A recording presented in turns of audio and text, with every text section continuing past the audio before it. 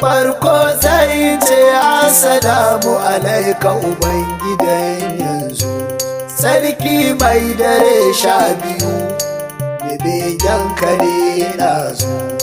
Limamin su Musa ne an gurza su sun gurzu, ba ni guri in ce lafiya imamul anbiya bulla.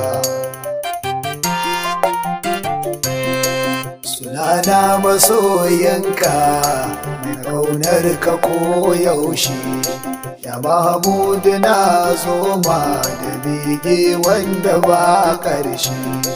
Hajar nan da za na baje na san ba ni yin kwashi, komai zan faɗa Ahmad ka karɓa min Rasulallah.